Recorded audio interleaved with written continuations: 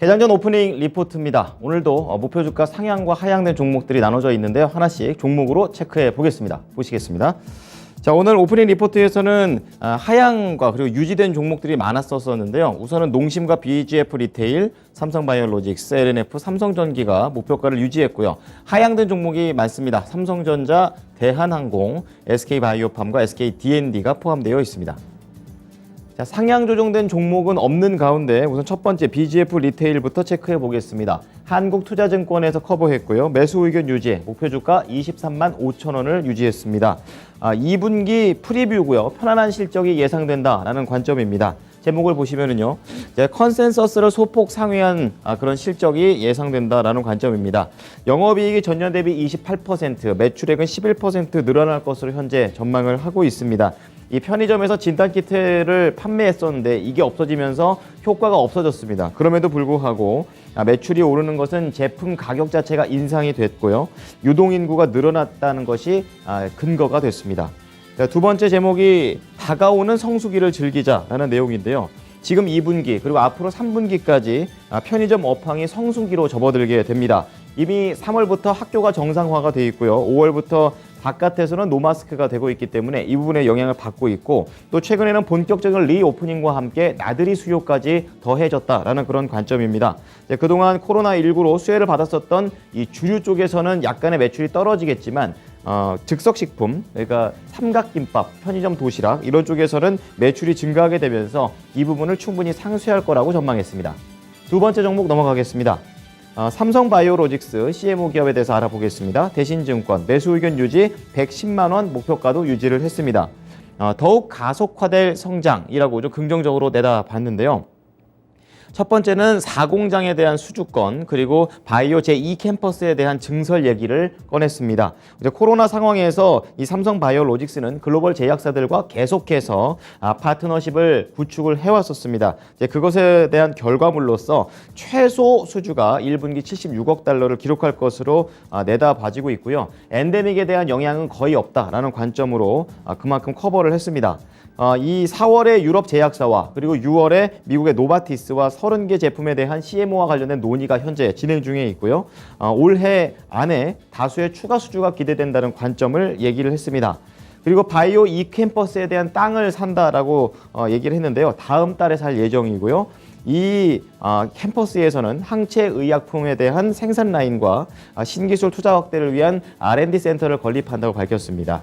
자, 두 번째 제목으로는 삼성바이오 에피스와 관련해서 이 바이오 시밀러 신제품에 기반한 안정적인 실적이 예상된다라는 관점입니다.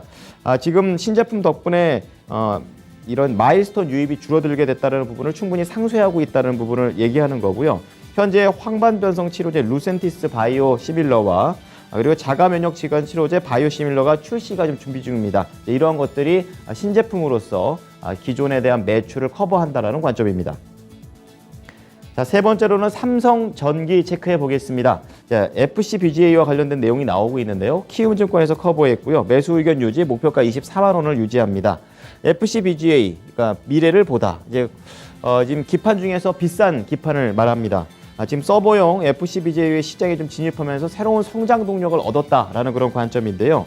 이 삼성전기가 패키지 기판 데이 행사를 열었었습니다. 여기에서 고성능 패키지 기판의 기술력과 그리고 앞으로에 대한 사업 의지를 밝혔다고 하는데요.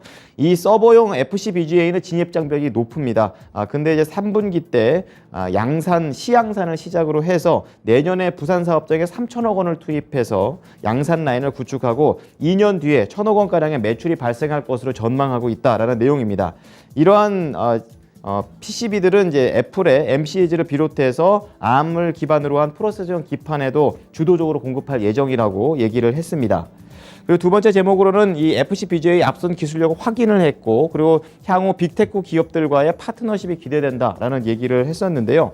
지금 멀티칩 트렌드하고 함께 자율주행 시장까지 계속해서 시장은 넓어지고 있는 그런 상황입니다. 그래서 기존의 고객사뿐만이 아니라 빅테크 기업들도 지금 자체적으로 칩 개발을 하고 있기 때문에 이쪽에 대한 것이 추가적인 모멘텀이 될 것이다 라고 얘기를 하고 있습니다. 특히 이 빅테크 기업들의 파트너십을 통해서 안정적인 성장을 기대해 볼 만하다라고 얘기합니다. 자, 목표가 하향 조정된 종목 체크해 보겠습니다. 시가총액 1위 삼성전자가 되겠습니다. DB금융투자가 되겠고요. 매수 의견 유지 10만 원에서 8만 7천 원으로 하향 조정을 했습니다. 제목은 실적은 양호한데 실적은 양호하고 주가는 선반영됐다. 비교적 긍정적인 제목이 들어와 있습니다. 실적과 관련된 내용부터 체크를 해보면요. 영업이익이 전년 대비 18%, 매출액이 20% 늘어날 것으로 전망이 되면서 지금 시장의 전망치에 부합하는 수준이다라고 얘기를 하고 있습니다. 2분기 때부터는 데이터 센터 쪽에 들어가는 이런 수요가 증가하게 되면서 메모리 가격이 출하가 증가하는 가운데 이 가격도 좀 선방을 하게 되면서 전체적인 실적 호조가 전체 반도체 쪽에서 성장을 좀 이끌 것이다라고 전망을 하고 있고요. 여기에 더해서 원달러 환율의 상승도 실적 호조에 기여할 것이다라고 얘기했습니다. 하지만 약간의 우려감도 존재한다라고 두 번째 제목으로 달았는데요. 하반기 글로벌 인플레이션 때문에 이제 PC라든지 이 IT 세트가 부진할 수 있다 이렇게 얘기를 하게 되면서 단기적으로 메모리 가격의 하락은 불가피하다라는 것을 인정을 했습니다. 그리고 4분기 때 메모리 재고 수준이 바닥이 날 것으로 지금 예상이 되고 있기 때문에 어느 정도 가격 하락폭을 방어할 전망도 동시에 내놨습니다. 자, 마지막으로 대한항공 체크해 보겠습니다. 대신증권에서 커버를 했고요. 매수 의견 유지 4만 5천 원에서 4만 1천 원까지 하향 조정을 했습니다. 지금 제목을 보면은 화물 쪽에서는 견조하다는 부분, 그리고 여객도 회복이 되고 있습니다. 시장의 기대치만큼은 아니지만 조금씩 회복되고 있다는 것을 제목으로 달았는데요. 우선은 목표 주가를 하향한 것은 이 전환사채와 관련해서 전환권 행사에 따른 주식수가 증가했기 때문에 이 부분을 반영해서 하향을 한 것이고요. 16일 날 기업의 날 행사를 열었는데 이때 화물 쪽은 견조하고 여객객이 회복된다라고 얘기를 했습니다. 현재 이 조기 정상화를 위해서 정부 정책과 관련된 증편 얘기가 오고 가고 있는데요. 충분히 수요 회복을 확인한 다음에 움직일 것이다 이렇게 얘기를 하면서 신중한 흐름을 연출하고 있고요. 또 진에어와 관련된 내용도 추가적으로 달았는데요. 현재 이 진에어 지분 인수와 관련해서는 이 해외의 기업 결합 승인이 늦어지고 있는 그런 상황입니다. 그런 상황에서 기업에 대한 이런 인수 의지를 표명을 한 것이고 또 인수 후에 진에어와 에어부산의 신속한 통합을 위한 선제적인 조치다라고 얘기를 했습니다. 지금까지 오프닝 리포트였습니다.